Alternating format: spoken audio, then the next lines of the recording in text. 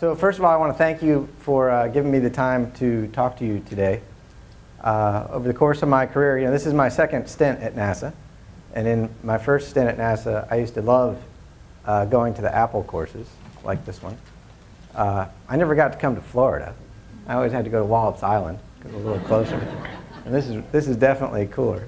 But I'm actually really excited to be here with you all today. Pretty much any time I can get out of Washington is a good day. So thank you for having me. What I'd like to do is talk to you about the new technology programs and really the plan embodied in the President's FY11 budget request for NASA. As you know, there's a lot of debate over this plan. I would caution you to not believe the debate as it's been reported in the newspapers. Newspaper reporters are in the business of selling newspapers. And so it helps, when they dramatize, sensationalize the story. I mean, there is definitely a vigorous debate, don't get me wrong. And those of us in Washington are right in the middle of it. But it's not exactly as it's been reported, in my view. And so what I want to do is, if it's okay with you guys, is I want to walk you through at least the way I view the President's budget request. Now, you need to realize that I came back to NASA on February 1st, the day the budget was rolled out. So it was quite an exciting day, and it's been quite an exciting 3 months as a result. And I should also admit to you up front my bias, okay? I had a great job at Georgia Tech. In fact, I have a great job at Georgia Tech. I left NASA in 2003. I went to Georgia Tech. I've been on the faculty in aerospace engineering, working with undergraduate and graduate students, mostly on advanced technology projects for NASA, sometimes for the DoD, but mostly for NASA. And that job, really gets my juices going. It's just something I really like. And I'm telling you that because I made the conscious choice to leave that life that I liked and come be the chief technologist at NASA in this time of change. So you can imagine where I sit on this, this debate, right? I'm obviously, and I admit it up front, I'm obviously in favor of the President's FY11 budget request, or I wouldn't have left Georgia Tech, okay? Just so you know where I stand. And let me walk through that a little bit and explain to you why. Okay? And by the way, if you want to wait with questions at the end, that's fine. Or if you want to ask as I go through this, that's fine as well. So this is a summary. You guys probably all have this material. I'm told that it gets posted. As soon as I give a presentation, it gets posted somewhere, it seems like. That's also a big change for me. Nobody used to care. I'm not sure they still care, but they definitely post it. So here's a summary from my perspective of the President's FY11 budget request. A couple of key points. And you've probably heard some of these points already, but let me just say them again. NASA got a top-line budget increase. It's about $300 million in FY11, and over the 5-year projected budget, we're talking about $6 billion of an increase. And that's important to me for one reason. This is a very challenging time for our country economically. And as you know, the discretionary part of the federal budget was capped by President Obama. It did not increase. Discretionary funding excluding defense did not increase. Okay, that means that if NASA got an increase, somebody else actually took a cut. Okay, that's something that's a little difficult for people at NASA, even myself included, to realize. If you look across the federal government and you look at who got increases, you'll find that all of the federal agencies that were doing research and technology, or that the President and the administration would like to be doing research and technology, got increases. And all the federal agencies that were not doing research and technology took cuts to pay for the agencies that did get an increase. Okay, that's a theme in the federal budget that you need to be aware of. So we got this top line increase. That increase was distributed. There was a relatively large, in my view, increase for science, primarily for earth science, $2.5 billion over 5 years. Aeronautics got what I would call a modest increase. It's actually pretty large, 15 percentage-wise at least. It's 15%, which is, reduces the decline in aeronautics that had been ongoing for 5 or 10 years. Dollar-wise, it's small because the aeronautics budget is small. And perhaps the thing that you've heard about the most and the thing that's been debated the most is the shift in human exploration. And I'm going to talk about that a lot more on the coming slides. But there's a couple points there. One, the goal of our human exploration program has not changed. The goal today is the same as the goal 3 months ago and the same as the goal a couple years ago. The goal is to extend human presence beyond low Earth orbit. Okay? What has changed is the approach by which NASA is pursuing that goal. And here are some of the characteristics, just from a budget perspective, about that changed approach. There are additional funds to complete what were 5 remaining shuttle flights. What today, we're down to 3, potentially 4, I guess, remaining shuttle flights.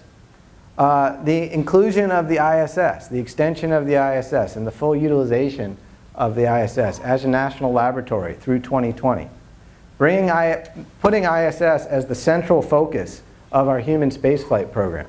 This is a major shift as well, one that's, by the way, very underreported in my view. Extending ISS through at least 2020. The commercial approach to low Earth orbit access, we just heard a little bit about that. There's $6 billion in the budget over 5 years to foster commercial industry in providing LEO access.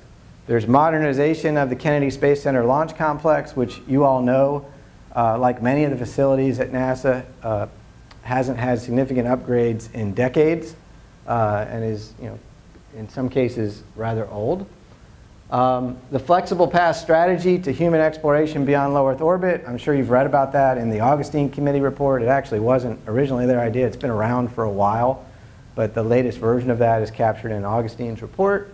And of course, the other thing that has been discussed over and over and over again in the press is the cancellation or restructuring of the Constellation program to include an update in mid-April, a modified Orion development continuing as a crew return vehicle and as a technology test bed for future missions. You've heard a lot about this theme, the shift in approach for the human exploration program. What you may not have heard as much about, and what I want to focus on today, is this significant focus on technology development. Sure, it's there. It's always in the newspaper articles. It's down like in the 3rd or 4th paragraph. It's never, it always says Obama cancels moon program, right? And then down on page 4, it says, by the way, there's a big focus on technology. It's this focus on technology that I was excited about personally, and is why I came back to NASA to this position. There's a strong focus on technology in our human exploration strategy, and there's both technology pull programs that I'll define in just a moment, and technology push programs that we are formulating to begin in FY11. There's also a major increase in emphasis on partnerships. The Obama administration is all about partnerships. They want us to partner across government agencies. They want us to partner internationally. They want us to partner with academia and industry. And they are incentivizing all the government agencies to engage in these partnership activities in full, right? It's part of their strategy, frankly, because the discretionary budget is capped, right? And it may actually go down next year. Okay, so we need to think about that. Here it is. So let me jump into human exploration, because I imagine that's maybe the topic that most people are interested in. There is a renewed emphasis of technology in the President's FY11 budget. And in my view, what the budget really represents at its highest level is a balancing among the 3 long-standing core competencies of NASA. If you think back in time, and in your head, you think about what is NASA? What makes NASA unique? Why is NASA not the Air Force? Why is it not NSF? Why is it NASA? There's some things that come to your mind, at least to my mind.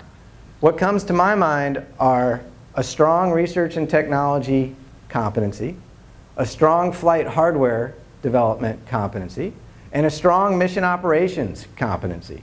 In fact, it's the synergy of all three of those core competencies that make NASA the unique agency that it is.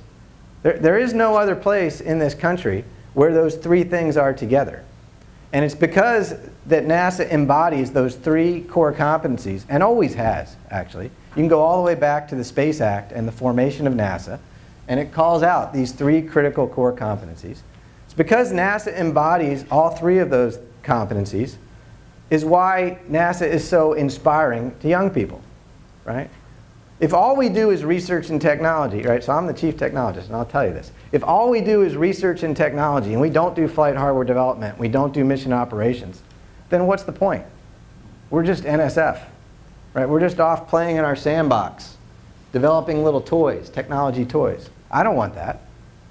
On the other hand, if we don't have any research and technology, and we're just building flight hardware and flying it, then we can only take what I would call a rather incremental approach to that flight hardware development, right?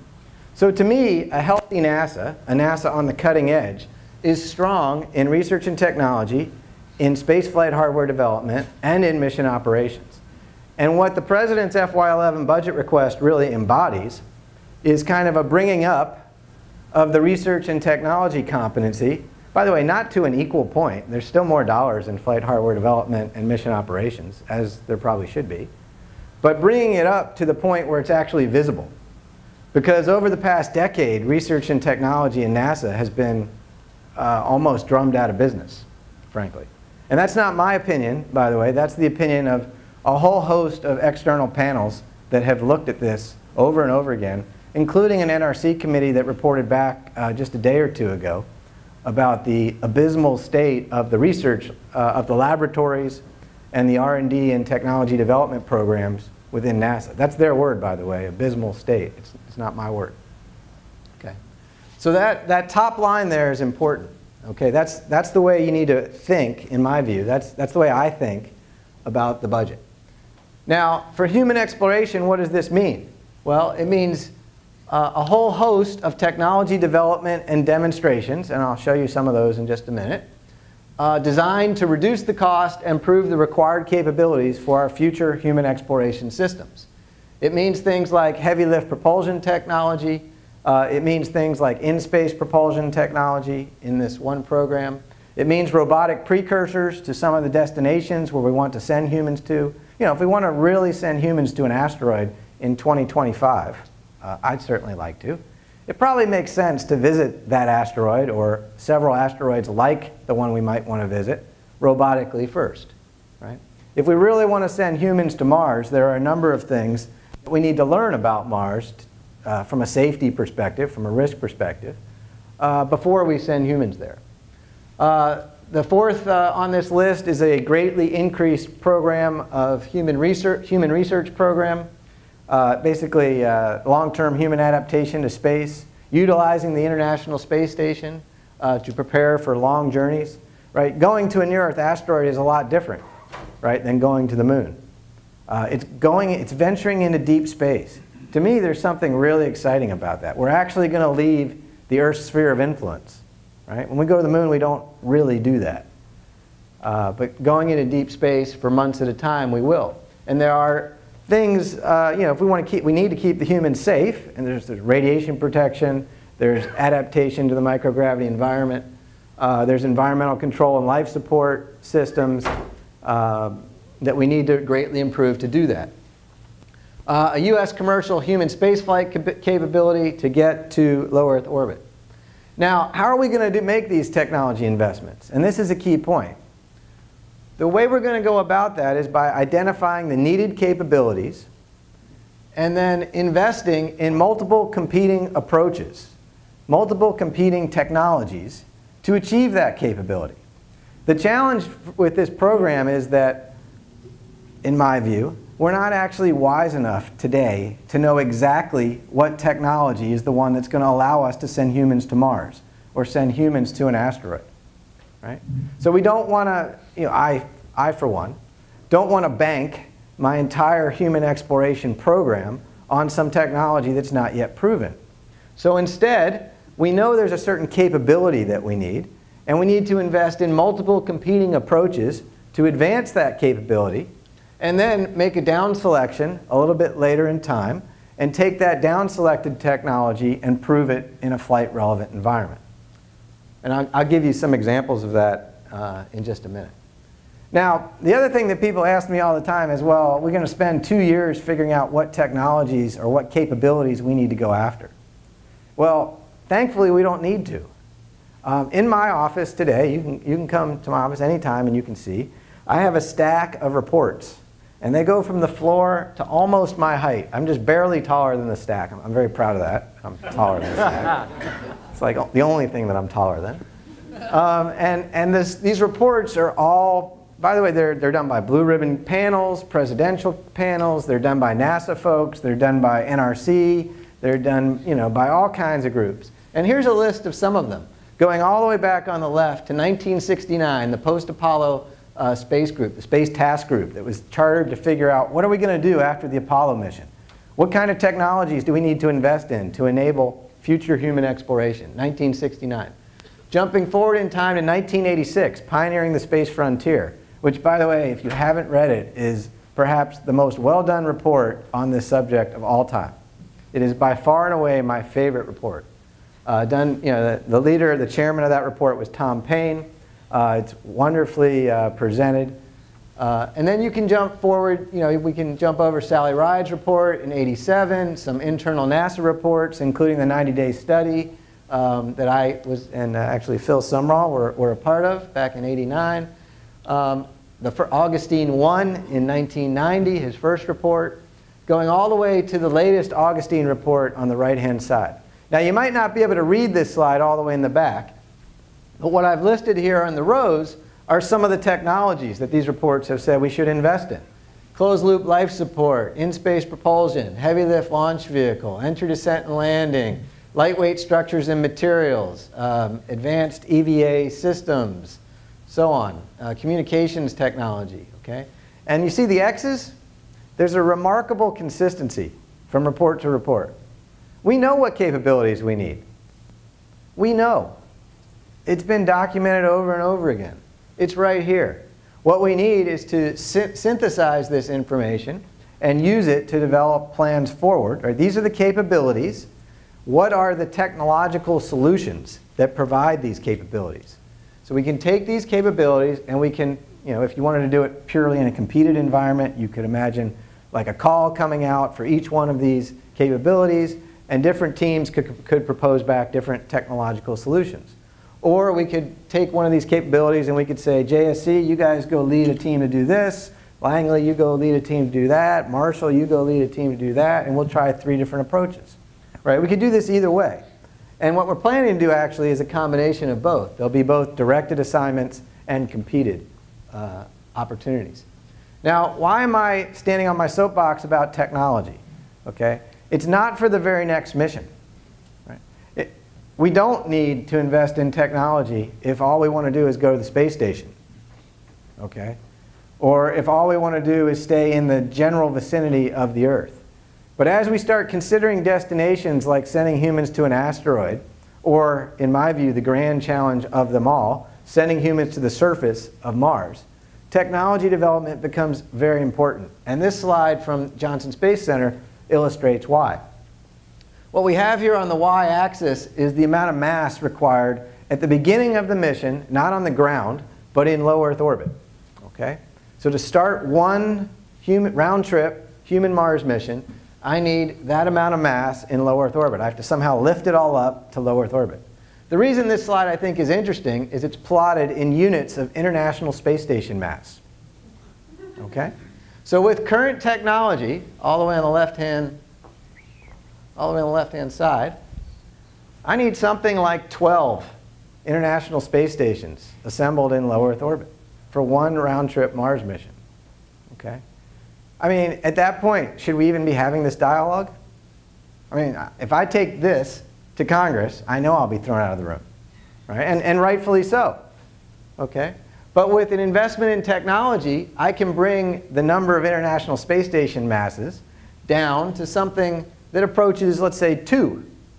Now, 2 is still a grand challenge, right? It took us almost a decade to get to 1 on this axis. But you have to also realize that about 80% of this mass is propellant. Okay? And if we're fostering a commercial industry, and if we're talking about propellant depots and in-space resource utilization, well then the fact that 80% of that mass is propellant really helps me. And even if that doesn't come through, if I get the amount of mass required in low Earth orbit down to something like 2, we can at least have a discussion about the possibility of one day sending humans to the surface of Mars. As long as it's over 10, in my view, an order of magnitude off, it's out of our reach. It's beyond our grasp. Okay? And this, to me, graphically, is the power of technology development, the possibility. Now, President Obama, when he spoke in Florida on April 15th, he laid out a set of destinations and a set of dates. He talked about early crewed missions of our new exploration system in the first part of the next decade. He talked about humans going to a near-Earth asteroid in 2025, orbiting Mars in 2035 and returning safely, which I certainly would hope for. And then he threw in, which I greatly appreciate, he threw in landing on the surface of Mars at some point in the future, but he didn't give a date. He did say in his lifetime. That's important to me because he and I are about the same age, and I would very much like to see that. So at a high level, this is where we are, in my view, in the human spaceflight program. In this decade, what we're talking about is involving the commercial sector, both in launch and in other ways. We're talking about robotic precursors, and we're talking about utilizing the International Space Station as the core of our human spaceflight program, flying it out, if you will, through its full life of 2020 and potentially beyond. And we're talking about technology development to enable the systems development for the next human spaceflight system starting perhaps in the 2015 timeframe, so that we can get to a near-Earth asteroid by 2025. So in 2015 or so, we're talking about the design and development of heavy lift systems and in-space capabilities that would allow us to achieve that mission, with the operations for those missions in the first part of the next decade. First in the Earth vicinity, and then eventually to a near-Earth asteroid. Now, a lot has been said about our technology development program in the press, right? How do we know what technologies to invest in? We don't have any goals. Well, that's not true. I mean, it might make a good soundbite on the news, but it's frankly not true. We have goals. The President clearly enunciated those goals on April 15th. And what we also have at NASA is a great team of people working right now through an activity called HEFT, the Human Exploration Frameworks team, that's synthesizing all of the formulation work that's been done to date and putting in place an integrated plan. Those of you that know about the Exploration Systems Architecture Study, the HEFT is doing what I would call something equivalent to that, but for the flexible path approach. And that is kind of illustrated on this slide, right? If we have a set of goals, like we do, an asteroid mission in 2025, going to Mars, in orbit about Mars in 2035, to the surface after that. From those goals, we can develop mission architectures. From those mission architectures, we can develop flight system concepts. From those flight system concepts, we can develop the technologies required to enable those spacecraft, to enable those missions, to enable those goals. It's a nice requirements flow down kind of approach. And this is the approach that ESMD, the Exploration Systems Mission Directorate, is using through the HEFT team. This is not the only way we're doing technology development, but it is a big part of the plan, right? And it's organized in a very, what you would call a systems engineering way. This is what the team has come up with to date. Okay, and I know that it's maybe hard to view in the back of the room here, but without going through each individual line, I want you to notice a couple things. One, there are a lot of missions. There are actually a lot of things. In terms of sheer number, there are a large number of technology development items that are going to go into space. There are a large number of launches as a result, and there are a large number of mission operations opportunities as a result. There are also a large number of hardware development opportunities to get these technologies ready and to develop them and fly them, right? Whether we're talking about the Human Research Program or the Heavy Lift Program, which has both a launch and an in-space component, there are development opportunities. This is not a technology program that is all about playing in our academic labs. This is a technology program that spans concepts, ground and laboratory testing, flight testing, and testing in space. Okay? Now, one last point on some of these missions. There's also been a lot of talk about the need for these robotic precursor missions. Why do we need these robotic precursor missions? We didn't, really have that many robotic precursors before we sent the astronauts to the moon, which, by the way, isn't true. We did. But I hear that a lot in the press. Well, Ranger. Sure, Ranger would be another one. Yeah. Yeah. So, but here's my answer to that. This is a very recent result. This is not a robotic precursor mission, by the way. This is from the Mars Reconnaissance Orbiter, which is a science mission which has been circling Mars for quite some time. And what MRO has been there long enough that it has actually overflown the same region, over a time period. And it'll fly over this region and take an image, and then fly over it, say, a few months later and take the same image at the same time of day, and you'll see a drastic difference, right? Look at the top two pictures and the amount of white that's present there, and look at the bottom two pictures and the amount of white there. What MRO has uncovered is a very large amount of ice, water ice, very close to the surface, and by the way, at mid-latitudes, not near the poles, at mid-latitudes. This is roughly the latitude of Boston, let's say. Okay?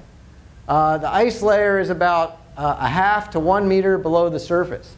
This was totally unknown a year ago. Actually, totally unknown 6 months ago.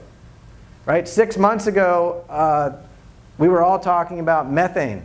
We need a methane in-space engine. Why do we need a methane in-space engine? Because we're going to go to Mars, and we can make methane, out of the Mars atmosphere, and therefore we need that engine. Look at this water. All of a sudden, LOX hydrogen's back in the picture. Seriously, with its higher performance. Harder to store, but higher performance. This is the kind of thing, and I'm not saying that we need to throw away all the methane plants. That's not what I'm saying at all, and go LOX hydrogen. I'm saying these are the kinds of discoveries that greatly affect the architecture that we will use to do human exploration, and this is why we need robotic precursor missions. So, to summarize the human exploration program as contained in the President's FY11 budget, a couple points. The goal of the program has not changed. The goal of the program is to extend human presence beyond low Earth orbit.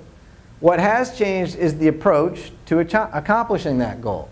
The President's approach focuses on developing the technological capabilities required for humans to reach multiple destinations. Not just the moon, but the moon and near-Earth asteroids and eventually Mars. The investments that we plan to make are focused on gaining the knowledge needed to inform our future architectural decisions and building the capabilities, the technological capabilities, required for humans to venture not just beyond low Earth orbit, but into deep space itself, to leave the Earth. Right? That's something I believe we all want. And in my view, this approach will expand the alternatives that are possible for human exploration through timely, strategic, and significant technology investment. Now, I talked to you about what we're doing in the Human Exploration Program, but before I end, let me tell you what we're doing in the other parts of the technology development programs. By the way, I mentioned to you already, I know you can't read this, you just have to trust me on this one. I mentioned to you already that there were a whole bunch of external inputs that were made about the need to improve the research and technology competency at NASA. This is a list of them. There are, let's see, 4 NRC reports from 2008 to 2010, There's an Authorization Act by Congress in 2008, and then there's the Augustine Committee report. They all say the same thing. They all say that NASA has underinvested in research and technology. By the way, not just in the Bush administration. This is not about the Bush administration versus the Clinton versus the what do we got? Obama administration. That's not what this is. We've underinvested in research and technology for over a decade, Democrat and Republican administrations alike. And that's what these reports cite. You're welcome to read into the details in these reports, but they all talk about new ways that NASA should increase its technology focus. They talk about spending something like 10% of NASA's budget on non-mission focused technology. And there are a number of reasons given for that. So I'm the NASA Chief Technologist, and one of my responsibilities is to plan out all of the NASA technology programs, those within the mission directorates, and the new technology program called the Space Technology Program. That's a brilliant name. I didn't come up with it. Within my office, the Office of the Chief Technologist. And here is a view of all of those technology programs together. What I have at the top is the Space Technology Program.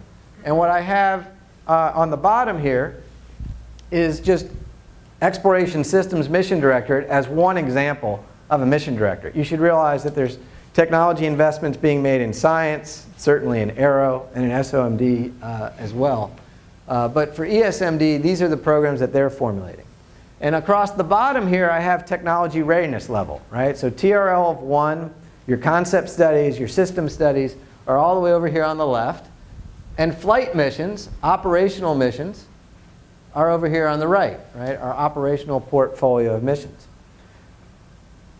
Within space technology, there will be low TRL programs. We're going to look broad and wide for the best ideas, wherever those ideas may be. We're going to look internal to NASA. We're going to look at academia.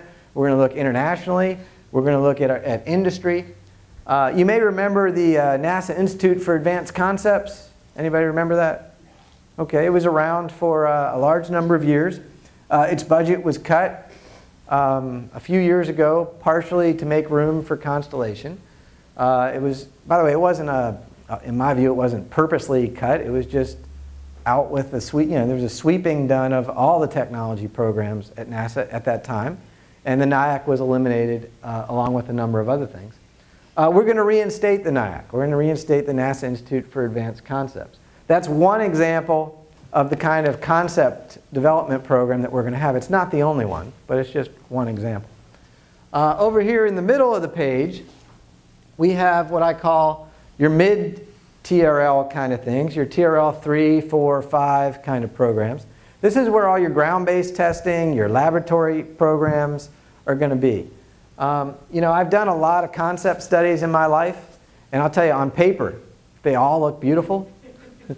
And every time I get involved in a concept study, there's only like this one little piece of physics, right, that's holding it back.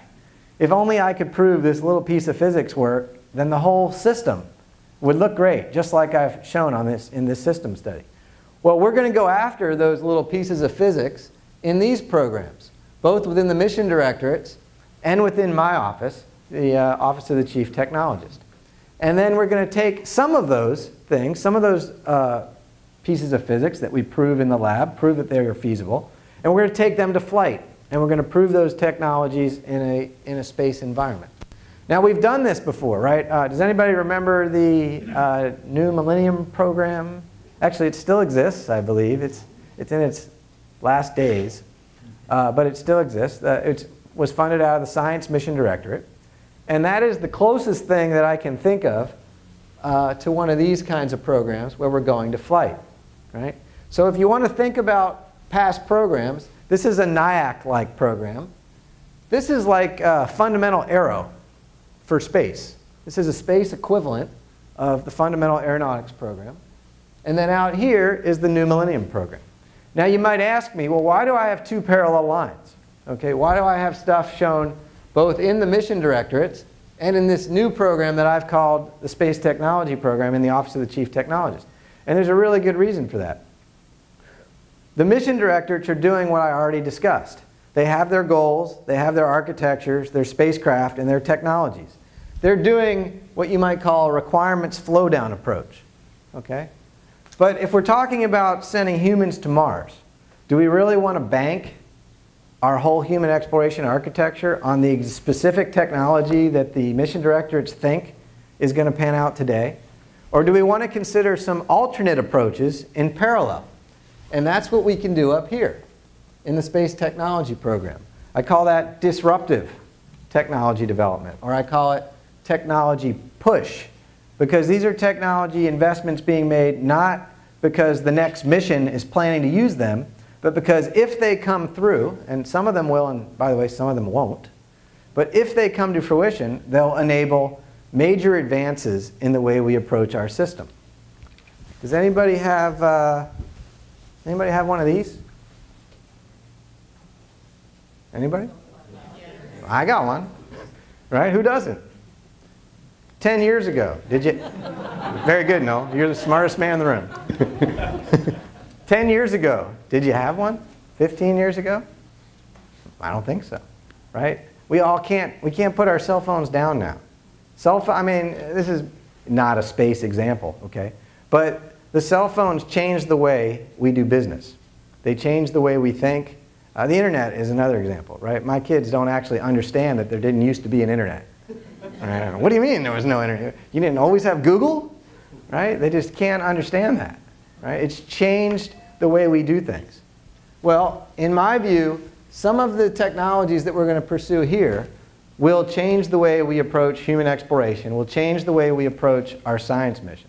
Now, once again, they won't all pan out, and we have to be willing to accept that. We're going to take a lot of risk in this program. We're going to make our bets in an informed manner. Kind of like, you know, I assume that you're all in the thrift savings program or some program like that, right? I mean, how do you decide what stocks to pick? It's the same thing. You balance your risk through a portfolio approach.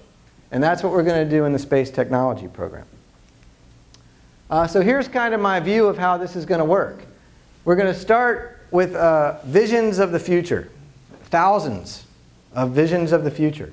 These will come from all over. They'll come from within NASA and from outside of NASA.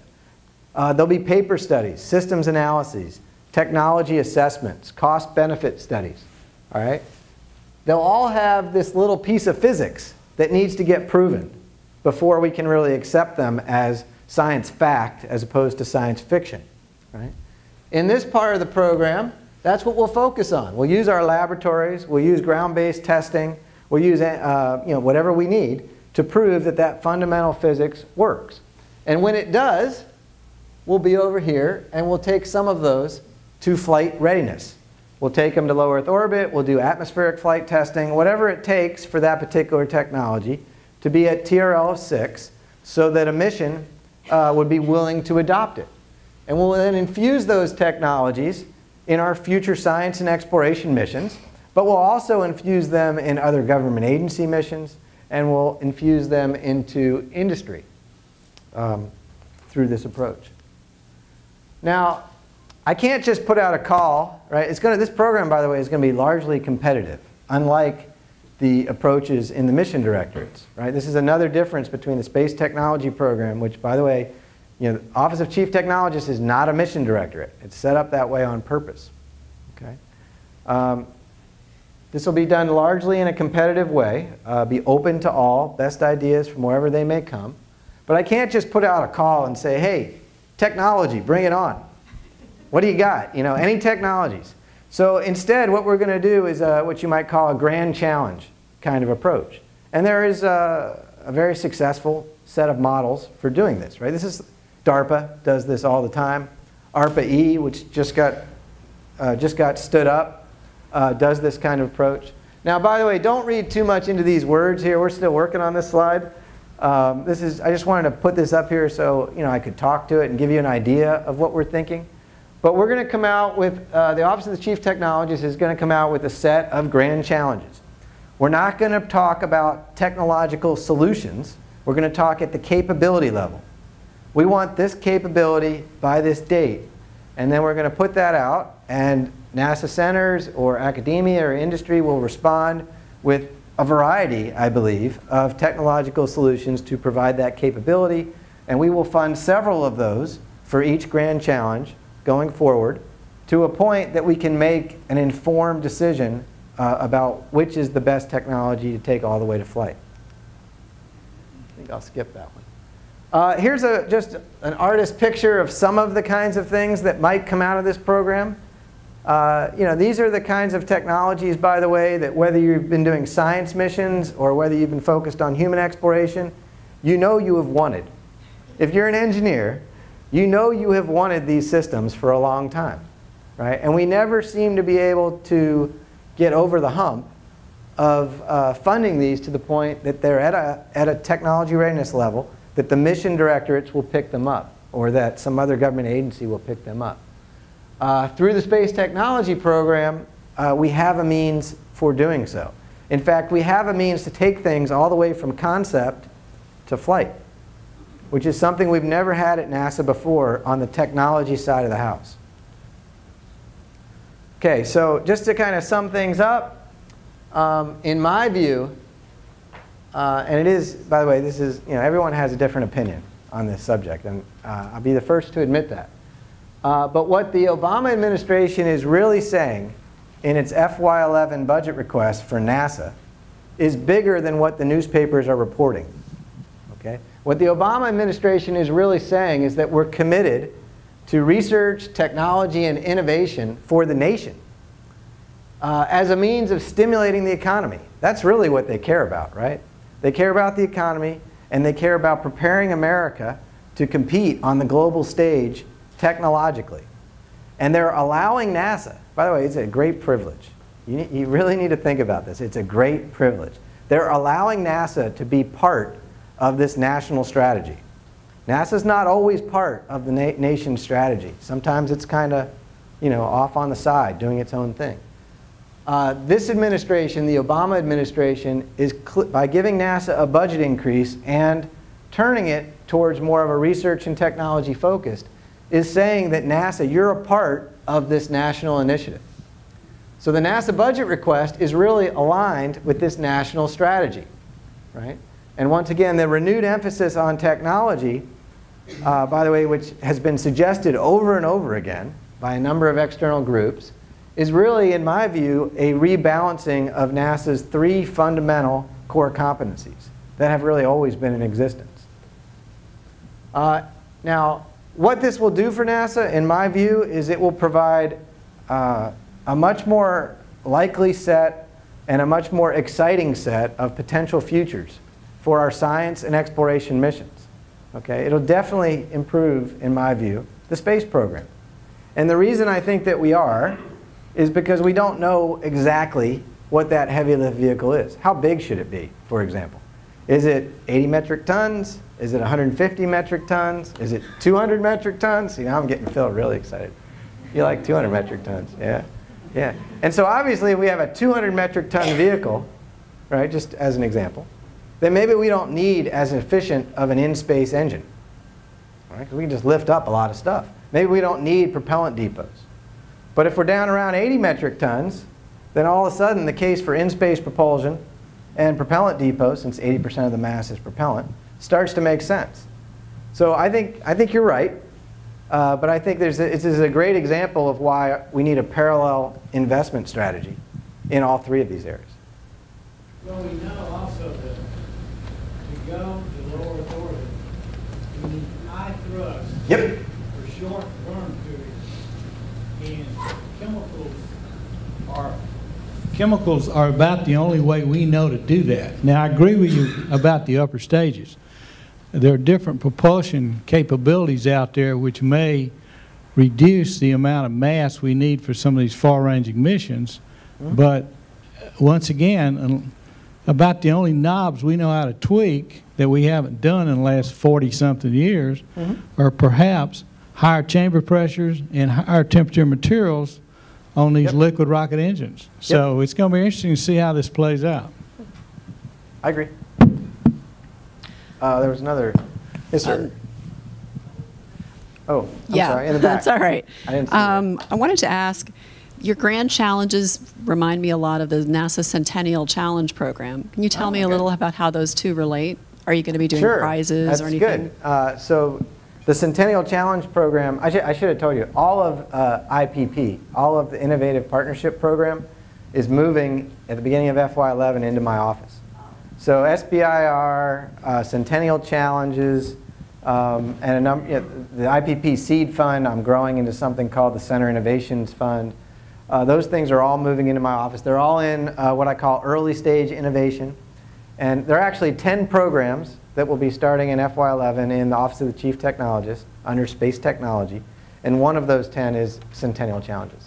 So yeah, that's definitely going to continue. That's been, in my view, that's been a very successful program for NASA, particularly given the extremely limited resources that NASA has put into it. The visibility externally and the engagement with external innovators has just been fantastic. It's been good value. Sure, go ahead, over there, right there. Sir? Oh, I'm sorry, you got the mic. We'll go with whoever has the mic. I didn't understand that. Bobby, would you leaf back to your chart, the matrix that has the reports across the top and the technologies? Oh, all the way back there. Right. I'll try. I just have a question about... yeah, I can leave these slides, by the way, with you. That would be great. I have a question about the last column, the Augustine Committee, the latest version of the Augustine Committee, and I've always been puzzled. I saw and followed, as much of the activities, and heavy lift launch vehicle was always mentioned very prominently.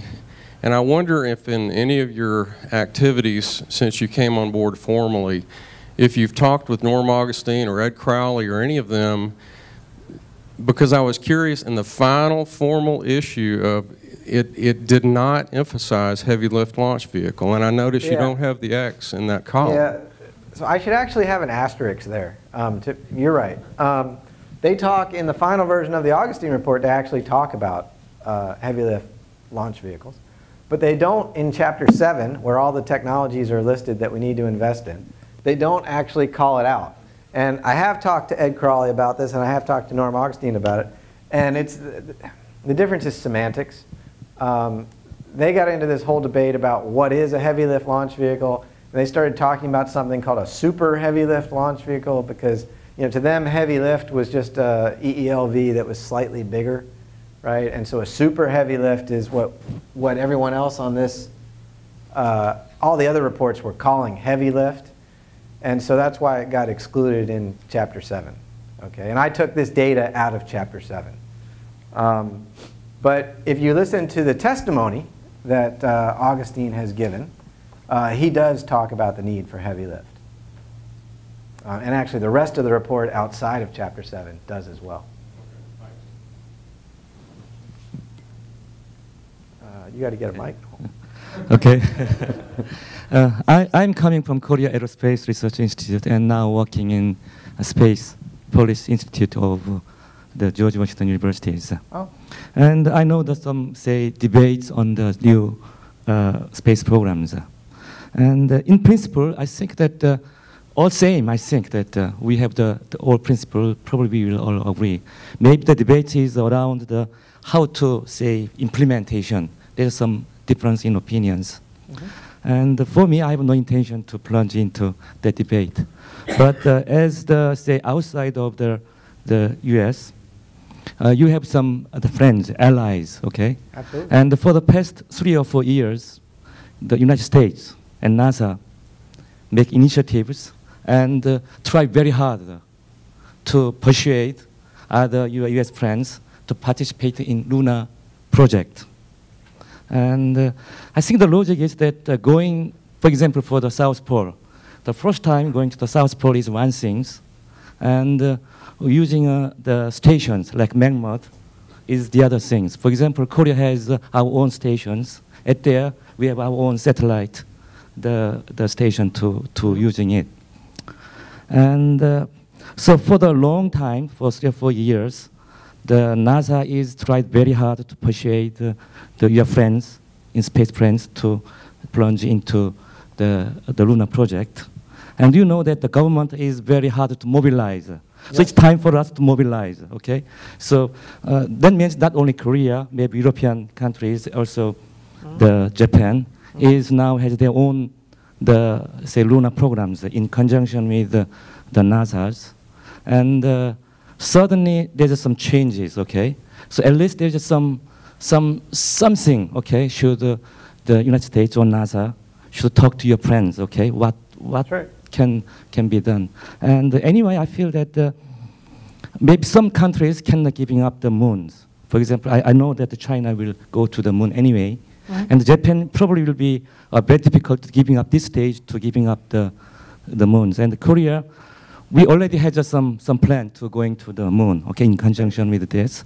So I feel that maybe United States, even you keep that your plans, have at least something to remain your leaderships in that international cooperation might be necessary. And at least I feel that NASA and the United States to tell your allies on that changes to explain.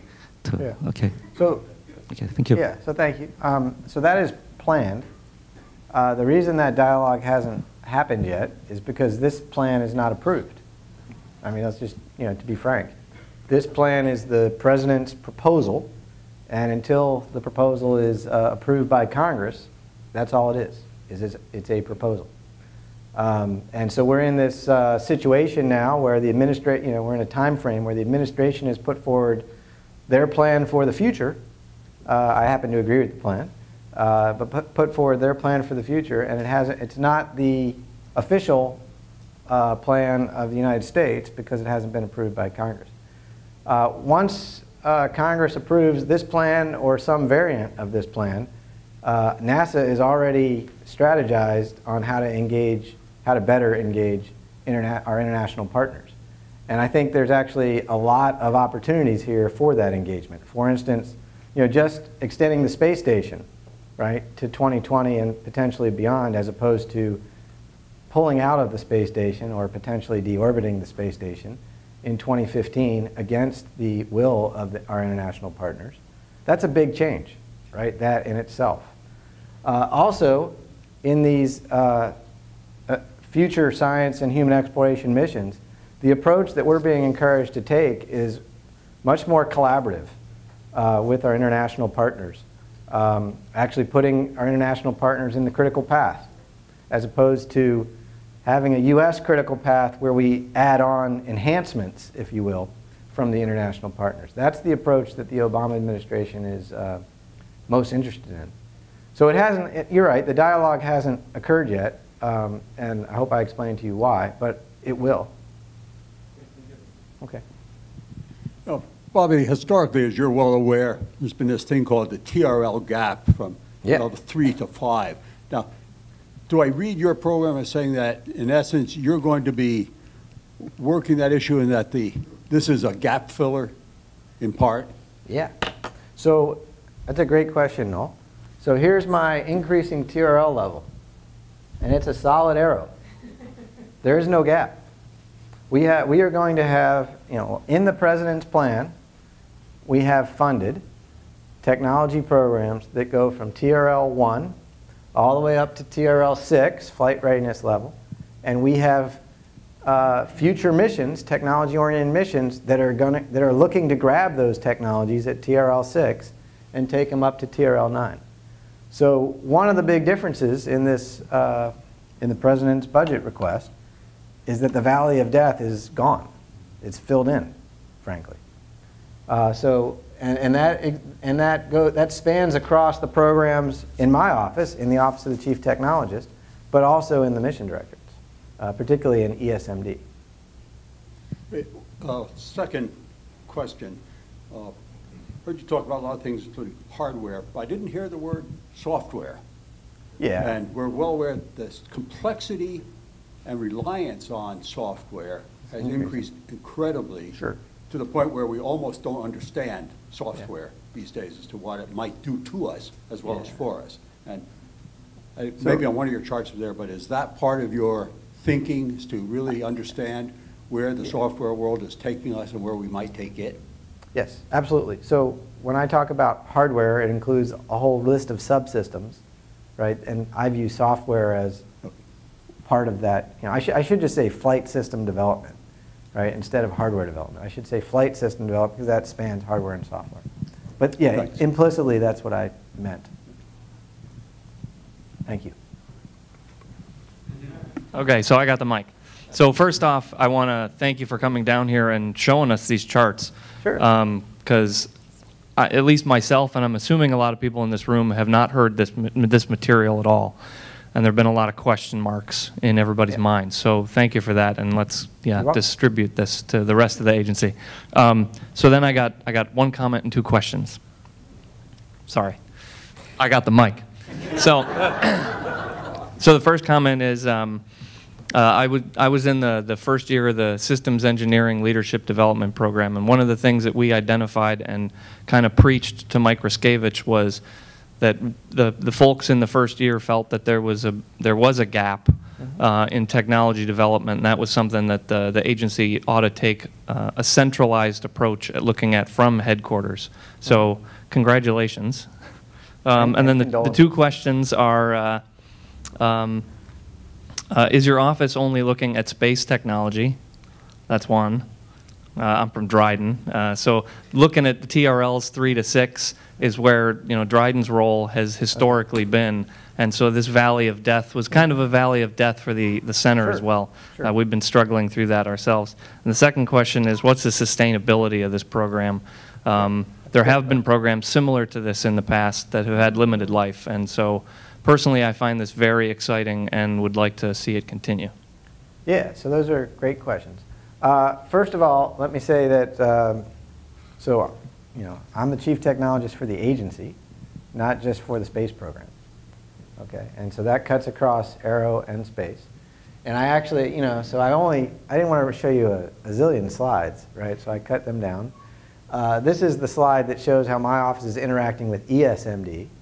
I have actually 4 versions of this slide, one for each mission directorate. And so I have an ARMD kind of slide, right? I mentioned fundamental aero just, in my discussion.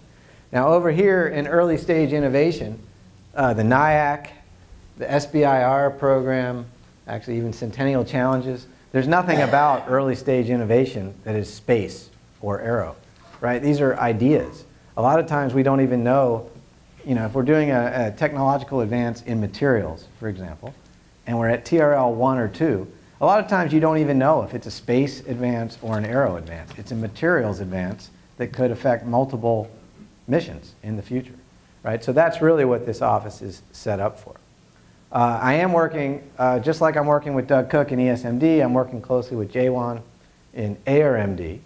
The one thing I want to make clear, though, is that I'm not, I don't own ARMD. Jaewon runs his program just like Doug Cook runs his program. And my job is basically to interact with them and make sure they're investing in the right technological areas. If they're not, the big difference between now and, say, a year ago is I'm actually in the, it's not me, but there's a technology champion in the room when those policy decisions are made. And there's someone in the room who can say, hey, Mission Director X, why are you investing in these 3 technologies and not these other 3? Right? And we can actually have that discussion now. We have a new governance model, which I'm sure you haven't seen either. But it's a governance model that has just been approved, so that I can't take the blame for that one. It just got approved last week. And it defines how we're going to manage our technology programs across the agency. It talks about the formation of a council called the NTEC, the NASA Technology Executive Council, which basically consists of myself as the chair, Mike Ruskevich, the chief engineer, and the 4 mission directorate AAs or their designees on that council. We're going to have our first meeting at the end of the month or the first week of June. It's not quite scheduled yet. And it's in that forum where we're going to basically look in an integrated way across the technology investments that the agency is making and have some of these discussions and, frankly, make some hard decisions.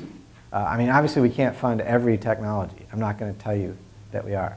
Now, your other question about sustainability is an awesome one. And I'll tell you, it's something that I stay up at nights thinking about, unfortunately. And there's no silver bullet there, right? There's no, if we just do this, we'll be sustainable, right? It's not that easy. I'll tell you that up front. I will tell you what I think we need to be sustainable. I think we need to take risk, because after all, this is a technology program. We're not flying humans on many of these technology missions, right? So if the mission fails, no one dies, thankfully. So we can take more risk in some of these, particularly our ground-based test programs, our flight test programs. We can be a little less incremental, right? And although they won't all succeed, you know, in an integrated portfolio sense, we'll make much more progress if we take that risk. Second thing is we need to have a steady cadence of missions, of demonstrations. We can't, you know, say we're going to have this technology program and we're going to fly our first technology 5 years from now.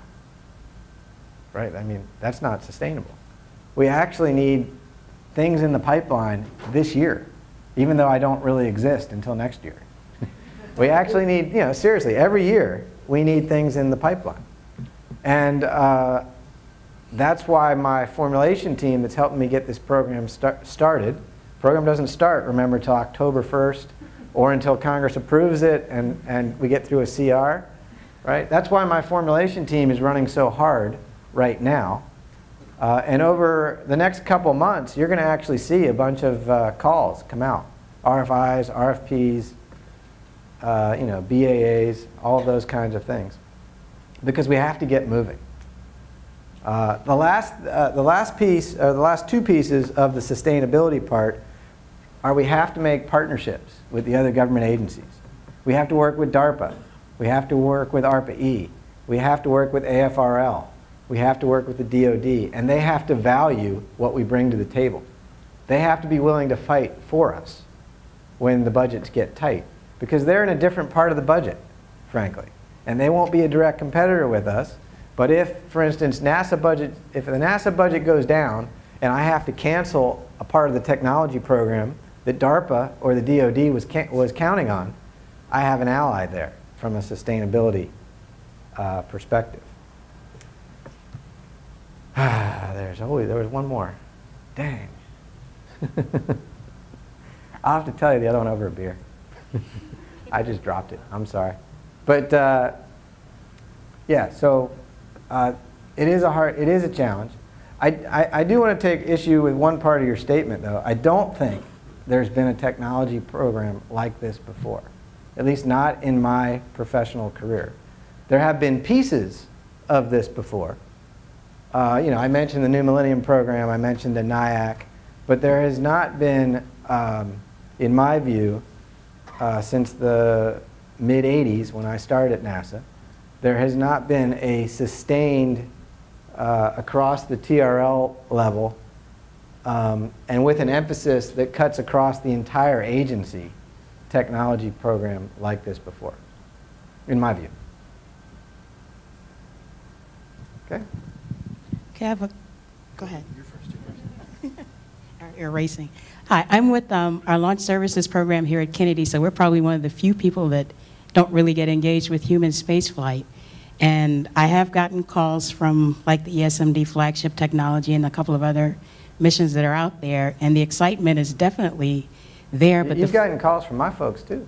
I probably have. Bonnie James is coming down, I think, this week to meet with you guys. Okay, so we're all over the place. Anyway, but my key question is, I guess, kind of two-part, but you could answer it in one.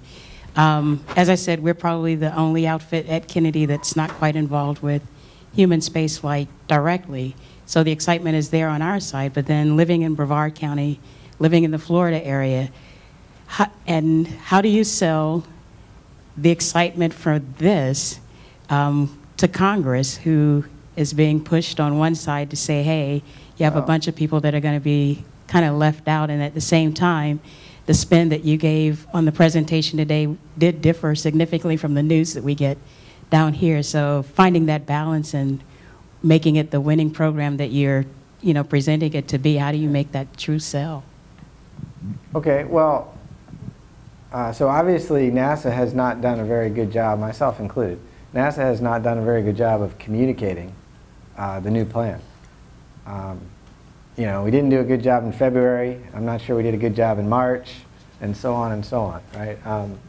We haven't rolled out the plan very well. We do, you know, every time I go out and talk to people about the plan and the detail that I'm showing here today, generally speaking, people get excited about, you know, what we're talking about. So one thing we need to do is communicate that better.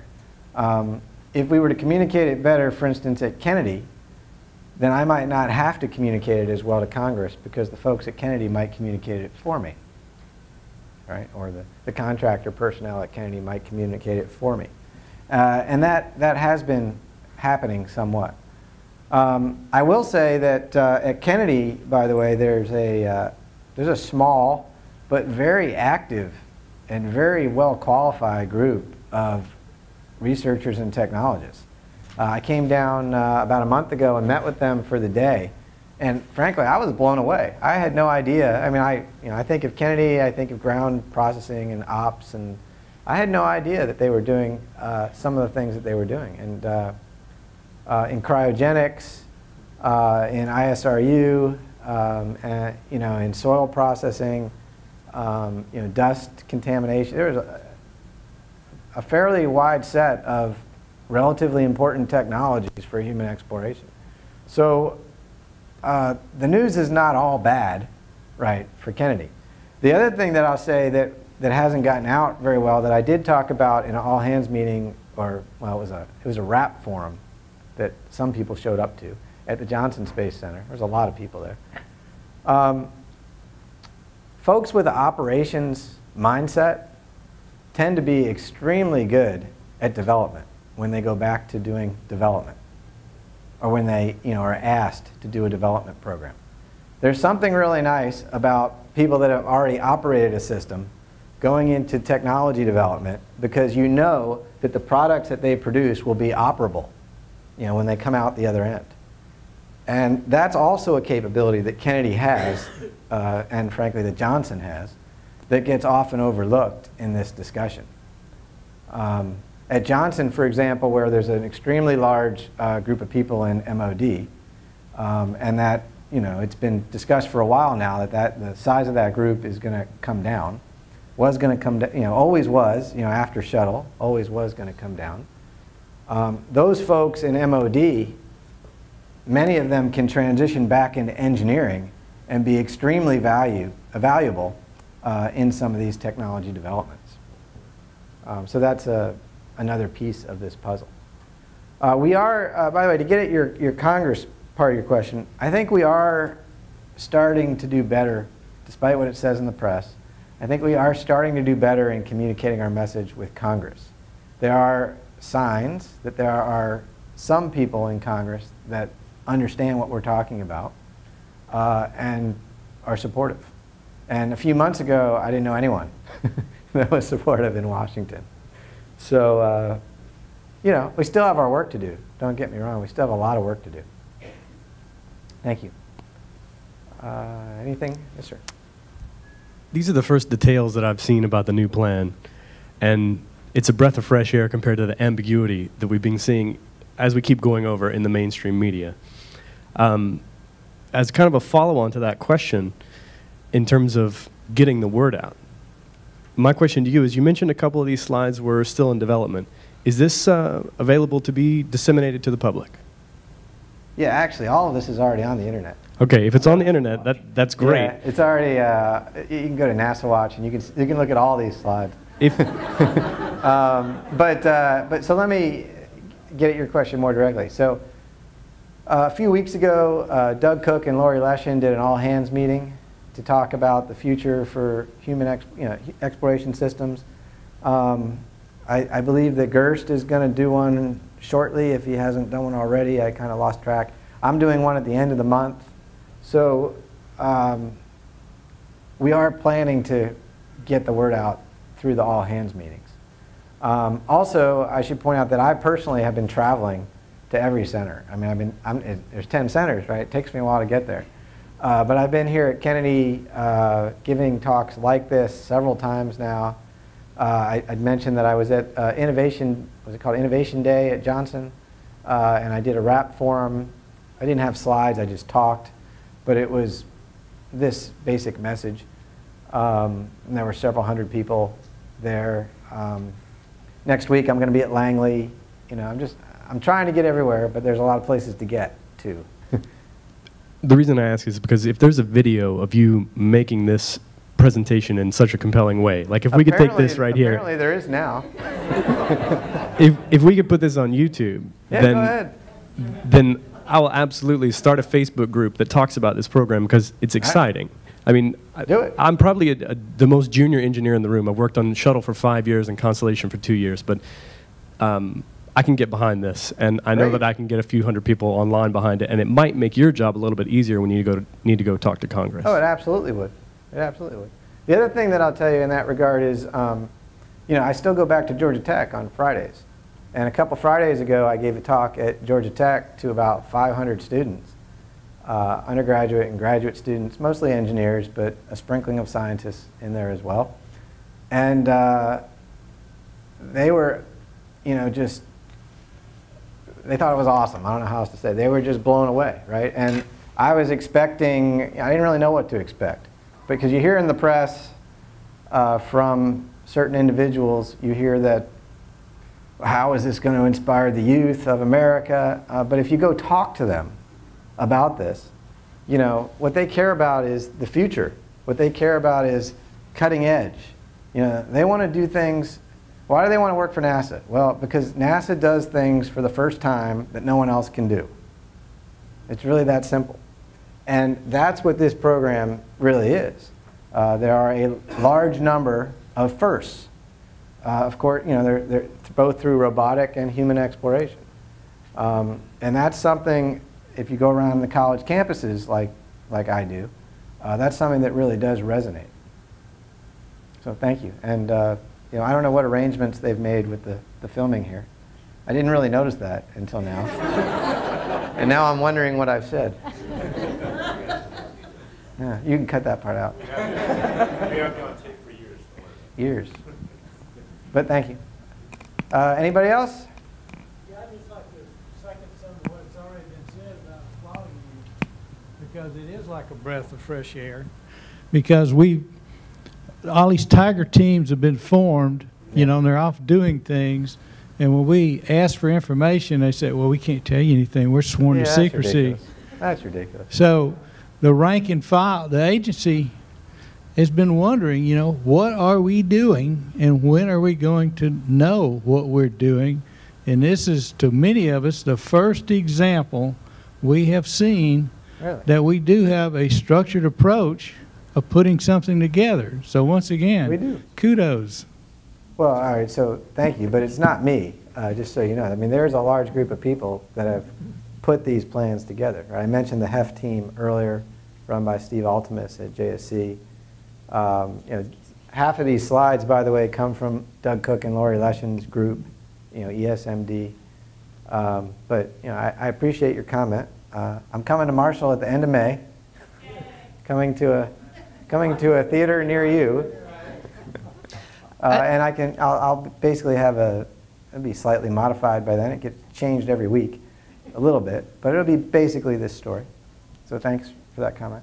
I'd just like to piggyback onto what you said, and just let everyone know that Doug and Lori from ESMD have been sending out information packets to all the center directors, all the senior management, and I think we've done at least 2, if not 3 now. They go out about every 2 weeks. They're supposed to be going to everybody at the centers. So if that's not happening, there's a short there in the system. Yeah. Well, actually, I think they got that feedback earlier on, and so then it was also supposed to be going down to the head of HR at each of the centers so that they could also make sure it went out. Yeah, that was, so there must be another glitch. So we'll take that back as feedback. But there's also a lot of information that ESMD's posted, been developing to help people understand what's going on the study teams and all. So you might want to check the internal NASA website. It's on the, it's in there. I'll see if I can get a link and send it to Ed Hoffman, and he can have it maybe sent around to folks so that they'll know where the link is and get the information that's trying to be sent out to everybody on what's going on. Yeah, I mean, so I've only been with the agency for 3 months, but again, my second stint for 3 months. But it's obvious that an agency this large and this distributed, communications is not natural. It takes work. It takes work, and sometimes it's hard because we're all working so hard just to get our daily jobs done. It's hard to then work that hard also to communicate the message. But I hear you, and I get it, and I promise you we will get the word out better. Helping on that, I know you met with Don Cohen last week, who's the managing editor at Ask. So the next issue of Ask Magazine, our summer, we'll have an interview with Bobby, so that can also help get the word out. Yeah, thanks. Okay. The burning question, because I don't want to call for burning, but maybe the folks want to. All right, final question. Well, I don't have a question. I've got a comment, and I believe there's a little bit of a paranoia at the centers that, after all, we're still full speed ahead on Constellation. Yes, we are. We are still flying shuttle. Yes, we are. And this is the program here. So if you present this to everybody, maybe this would be a deterrent to doing a good job on those others. So, yeah, so I think there's a lack of getting the word out for maybe a poor reason, but I believe it's probably justified. Yeah, so let me just comment on that real quick. So we are in an odd, a difficult situation. We do have an FY10 program that we need to execute, right? Everyone in this room understands that, I believe. But at the same time, we have to at least get the word out about FY11, because the FY11 programs, everyone knows what is not going forward, at least in the President's plan. Everyone knows what's not going forward in FY11. And we need to get the word out to fill in the gaps so people know what is going forward in its place. But I agree with you. We certainly need to execute FY10. That's our job. Okay. Right, thanks, Ed. Thank you. Appreciate it. Thanks for letting me come.